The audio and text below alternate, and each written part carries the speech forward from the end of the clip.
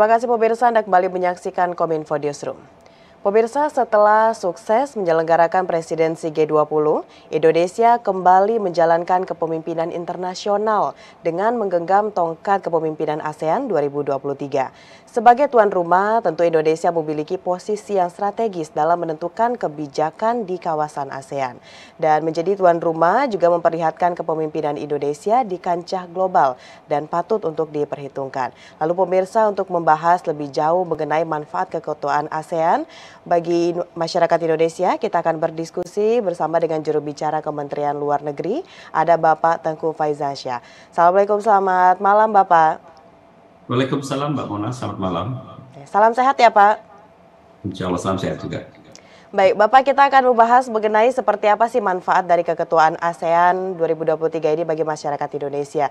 Namun sebelumnya Pak, kita ingin membahas sedikit mengenai seperti apa peran strategis dari Kementerian Luar Negeri dalam keketuaan ASEAN 2023 ini Pak. Kita ingin informasikan pada masyarakat. Dan Pak Tengku, sejauh ini apa yang telah dilakukan oleh Kementerian Luar Negeri untuk menyukseskan gelaran KTT ASEAN 2023 ini Pak? Baik, terima kasih. Kalau kita melihat KTT ASEAN 2023 ini sebenarnya merupakan hajatan nasional. Jadi semua kementerian dan lembaga juga ikut berperan serta untuk menyukseskan penyelenggaraan KTT ASEAN itu sendiri.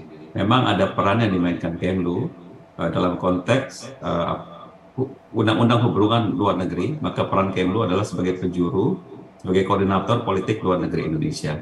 Dengan demikian tentunya dalam aspek koordinasi, apakah itu substansi, dan memastikan alur pembahasan di berbagai pilar Asia tetap berjalan dengan baik, disitulah Kemlu memainkan peranannya sebagai koordinator dan memastikan proses sesuai dengan tema yang kita tetapkan berjalan dengan baik.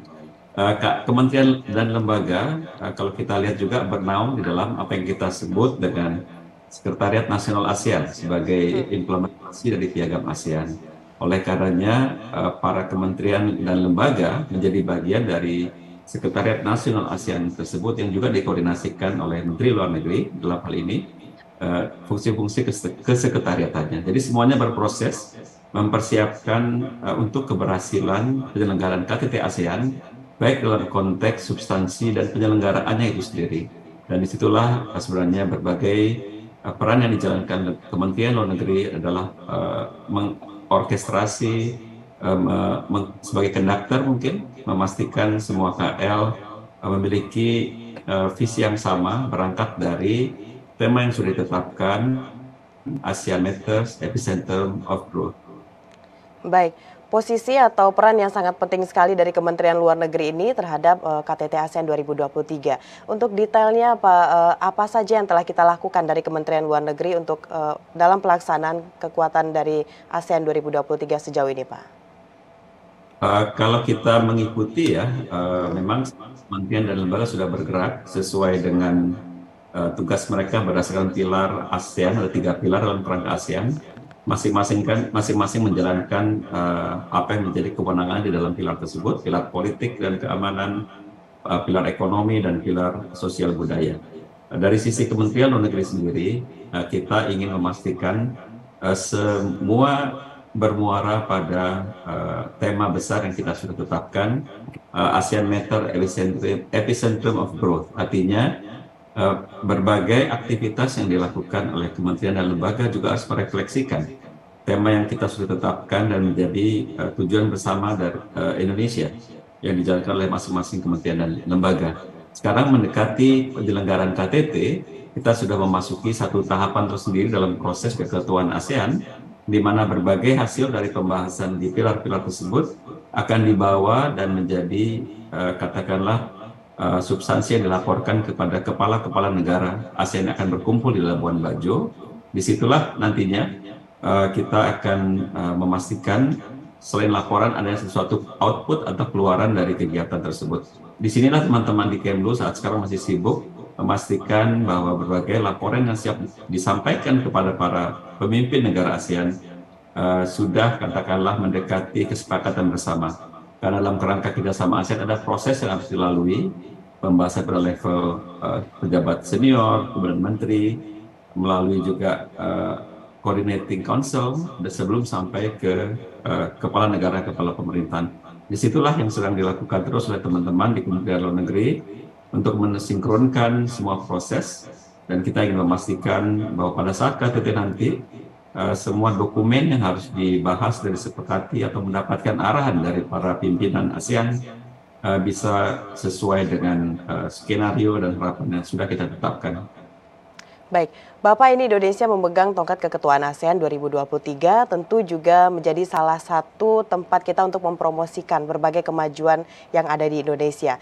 Sejauh ini Pak, seperti apa pemerintah Indonesia memanfaatkan momen tersebut untuk bisa menggaungkan berbagai kemajuan dari Indonesia di kancah ASEAN khususnya ini Pak? Betul, ini kesempatan kita ya, kesempatan kita untuk betul menampilkan Indonesia secara menyeluruh. Apakah dalam kerangka ASEAN sendiri ataupun mungkin dalam kerangka global ya. Kementerian Luar Negeri tentunya memberikan berbagai masukan ke perwakilan kita di berbagai negara untuk memanfaatkan momentum keketuaan ASEAN untuk lebih mempromosikan Indonesia. Itu dalam kerangka kita membangun citra positif Indonesia di mata dunia.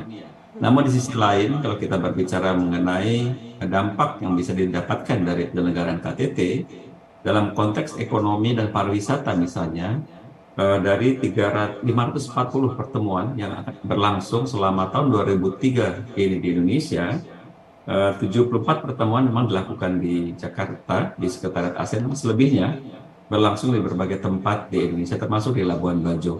Artinya ini memberikan kesempatan bagi kita untuk menunjukkan bahwa pembangunan di Indonesia bersifat meluas, tidak hanya di pusat-pusat pertumbuhan di Jakarta dan sekitarnya, namun juga di berbagai kawasan pertumbuhan Indonesia lainnya.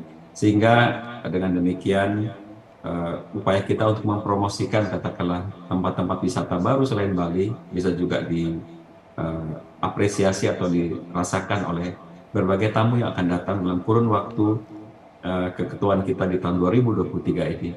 Untuk di Labuan Bajo saja misalnya, saya sudah mendengar bahwa sudah ada ribuan delegasi anggota delegasi yang siap untuk berpartisipasi dari seluruh rangkaian proses penyelenggaraan KTT di sana, dari mulai level SOM, ministers, dan juga pada level pimpinan negara-negara ASEAN.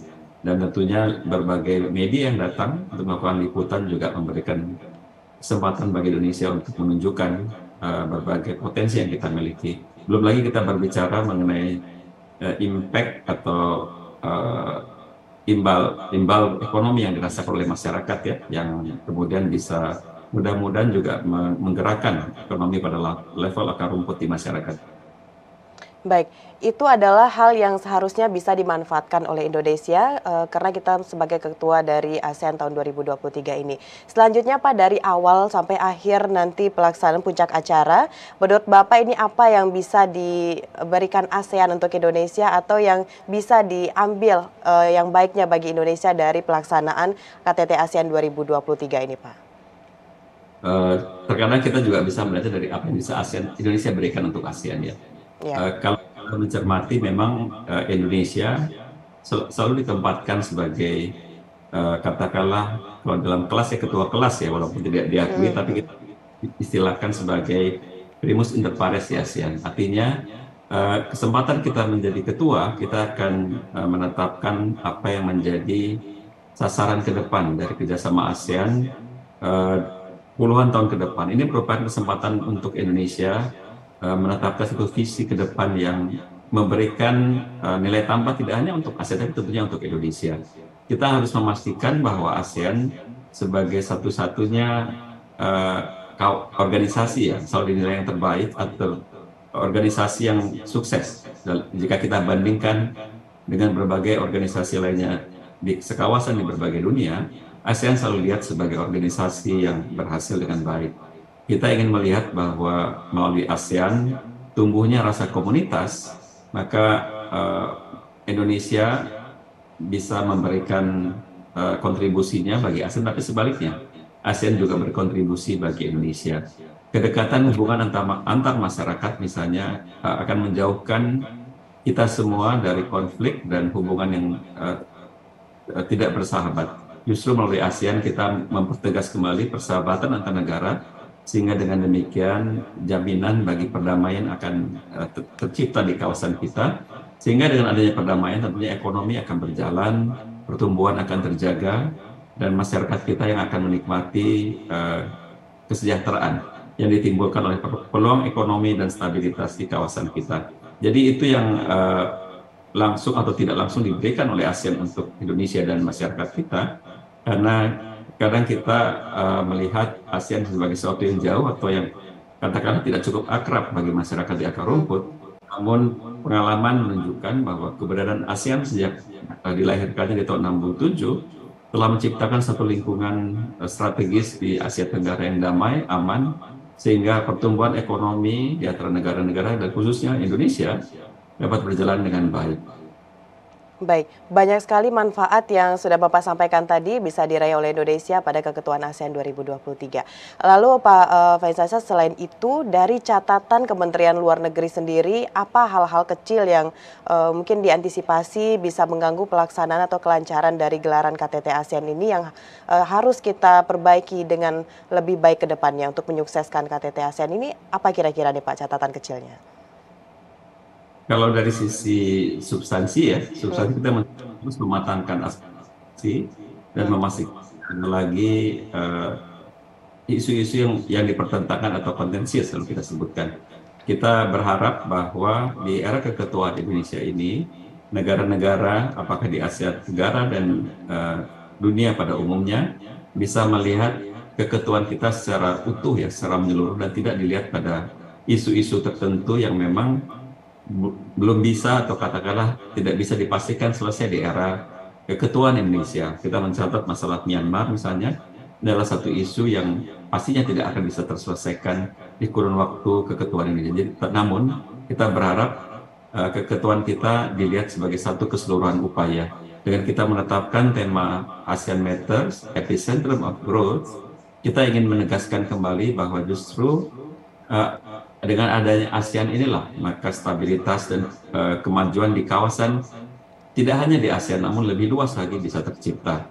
Dengan demikian ASEAN tetap memiliki relevansinya bagi Asia Tenggara sendiri ataupun mau bagi dunia. Hal-hal kecil yang memang harus kita perhatikan menyangkut persiapan penyelenggaraan, karena ini adalah pertama kalinya kita menyelenggarakan KTT di Labuan Bajo di Indonesia Timur. Dari satu sisi kita ingin menunjukkan bahwa pertumbuhan ekonomi bersifat merata menyentuh kawasan-kawasan lain selain di Pulau Jawa, namun tentunya kita harus memastikan bahwa berbagai kesiapan teknis di lapangan bisa betul-betul siap pada saat penyelenggaraan rangkaian pertemuan ASEAN di sejak akhir minggu ini hingga KTT nanti di tengah minggu depan. Ya, tentu itu adalah hal yang memang harus menjadi catatan penting bagi pemerintah Indonesia untuk menyukseskan gelaran dari KTT ASEAN 2023. Baik, Pak Faizansyah, terakhir ini bisa disampaikan seperti apa pesan Bapak kepada seluruh pihak yang terkait untuk menyukseskan gelaran KTT ASEAN 2023 dan juga harapannya seperti apa, Pak? Silakan. Tentunya saya ingin menggarisbawahi kembali bahwa banyak masyarakat dunia yang berharap memberikan harapan yang besar bagi keketuaan Indonesia. Kepercayaan dan keyakinan atas apa yang bisa Indonesia lakukan ini, kita berharap juga dirasakan dan diapresiasi oleh masyarakat, bahwa kita sebagai bangsa yang besar, bangsa yang memiliki kepemimpinan secara regional dan global, sendiri sangat diapresiasi atau dihormati oleh negara-negara di dunia. Maka rasanya kebanggaan ini juga harus ditanamkan dan dimiliki oleh masyarakat Indonesia, bahwa kita sebenarnya juga bisa memberikan peran yang lebih baik lagi, sehingga kita berjiwa besar, masyarakat kita, dan lebih siap lagi berkompetisi di kerangka regional ataupun global.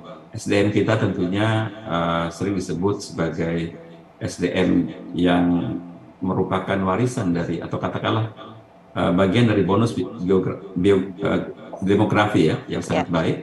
Mudah-mudahan mereka juga bisa memanfaatkan momentum ini untuk menumbuhkan rasa percaya diri dan mengisi masing-masing dari kita dengan pengetahuan dan keahlian, sehingga kita bisa bersaing dalam kerangka ASEAN dan dalam kerangka global. Ya, menjaga kepercayaan dari negara anggota ASEAN serta menyukseskan gelaran KTT ASEAN 2023 adalah tugas dari Indonesia saat ini. Bapak Tengku Faizansyah selaku juru bicara Kementerian Luar Negeri, terima kasih Bapak telah bersedia berdiskusi bersama dengan GPR TV pada program Kominfo Newsroom kali ini. Kita akan tunggu lagi informasi terbaru dari Kementerian Luar Negeri nantinya Pak terkait untuk menyukseskan gelaran KTT ASEAN 2023 ini Pak. Baik, Mbak Mona, selamat malam. Baik, selamat malam. Baik pemirsa, itulah dialog kita bersama dengan Bapak Tengku Faizansyah selaku juru bicara Kementerian Luar Negeri. Setelah ini kami akan kembali dengan berbagai informasi lainnya, tetaplah bersama Kominfo Newsroom.